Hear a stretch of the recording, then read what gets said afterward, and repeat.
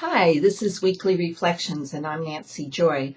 Back from my summer trip, my dolphin trip. I put 3,000 miles on my car in about 10 or 12 days. Had an amazing time, visited old friends and new friends, spent some time with my son and grandchildren and his wife. It was just all amazing time for me.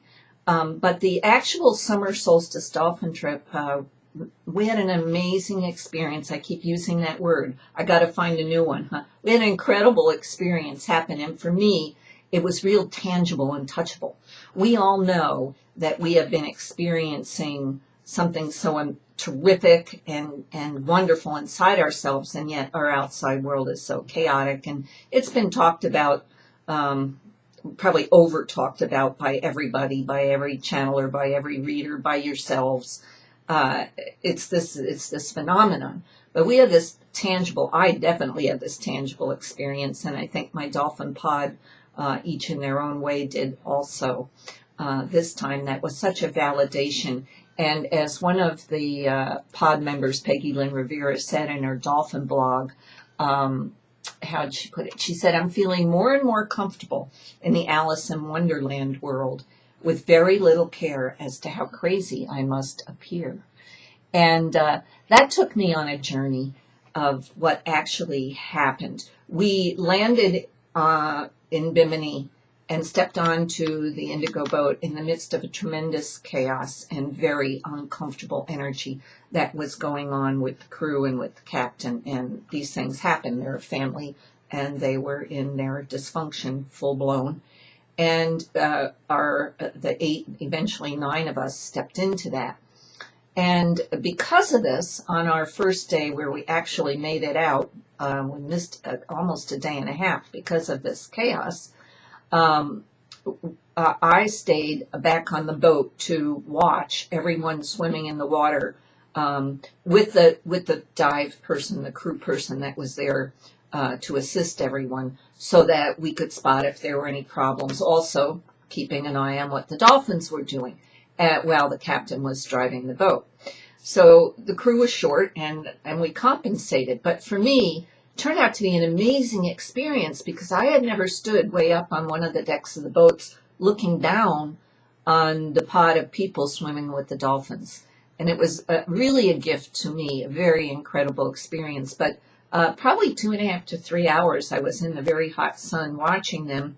Never did I wish I was in the water or feel I wasn't where I was supposed to be. But at some point during that time, as there were many dolphins swimming up, over, under, around the pod, and I would tell them where the dolphins were so they could turn their attention that way. But at one point, you know when you have a tone in your ear, things get kind of funny. Well, at one point, everything got sparkly, very, very sparkly, this mint green sparkle. The water, the boat, myself, the people, the dolphins, everything was shimmering, the air, all shimmering in this minty green. And there was a tone in my head. It was a beautiful one tone, but it was very heart-centered, angelic, almost like the heart tone, let's say. And I've experienced a time of being very otherworldly, and then it cleared. When the people came out of the boat after their experience, several of them mentioned a very interesting shift they felt, that one of them mentioned sparkles everywhere, and my friend Melissa said we went through a portal.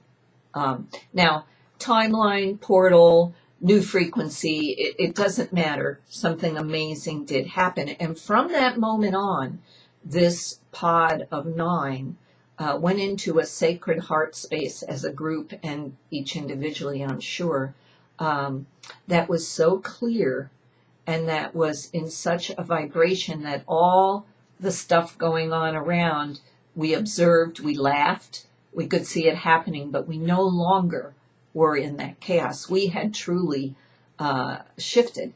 And it reminded me, with the sparkles and everything, about being in the transporter room on the Enterprise in Star Trek, when whomever pushes the button and you dematerialize. You know, everything's sparkly and shifts, and then you rematerialize in a brand new space. And that is definitely what happened. And all of a sudden, all the things that we were involved in, like the drama. Now, you think about this at Alice in Wonderland, having gone to the rabbit hole, all of a sudden she's involved in all these crazy dramas. The chaotic tea party, the Mad Hatter, and the Queen shouting, off with their heads, off with their heads. And for a moment it throws her. But by the end of the story, all those things are she sees as reflections of her own world. She understands that there's something so much more in there. And that's kind of the shift in consciousness that happened on that boat. And to validate it, 2 nights later, no, the next night, on the 25th, there was a big push, worldwide meditation to push through and do all kinds of magnetics and stuff. And we participated. We lit off a sky lantern. And then some of us stayed up on the very top deck watching the beautiful stars and, making contact with our extraterrestrial brothers and sisters. And all of a sudden, a very bright white light, like someone had turned on a laser beam in the sky. And it was probably this big around to us on the boat, whereas, the stars are teensy tiny, sparkly. It was quite large. And it almost seemed as if it was aimed at us. A laser light turned on and was aimed at us. And it kind of went very bright, and then it kind of went in on itself, went a little bit out again, and then it went very, very far in until it became a translucent orb. And when it became a translucent orb, it moved slowly off to the right, and poof, it disappeared. And it was just such a confirmation. I just love when those things happen. But in this particular instance, with the shift that went on, it was extra amazing. So here's something to ponder as it affected everyone. This wasn't just about our dolphin pod. This was shown to us as if we were thrown down the rabbit hole, had all this stuff happen, and then boom, we were shown exactly what this was about. And the cosmos, the extraterrestrial brothers and sisters, us, the humans, the nature, Gaia, we came together. And we are vibrating in that new reality. And it was just such proof. And it's a choice you make. It's a choice you make, like Peggy said. To really watch all these things, they can seem like atrocities, like the Queen shouting off with their heads, like what's going on in Gaza with Israel now, and what last month it was the Ukraine, and then Syria, and on you go. It's drama points that we have already moved beyond. And these things, these I used to call them, Ezekiel calls them shadow patterns. It's like those beings who can't be in this new space. They keep popping up like pop-ups to try to get our attention with this drama, with the old things we used to attach ourselves to. And it's almost comical, almost like watching Alice in Wonderland, thinking, this is ridiculous.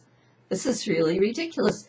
There's something going on so much more powerful. And so out of the chaos, it's so clear that we come into this sacred place and we birth the seed that's always been in there. It's our memory, it's our knowledge, our truth, our knowing who we really are. And now we put all our focus in that new space. We are focusing, nourishing, nurturing this new seed.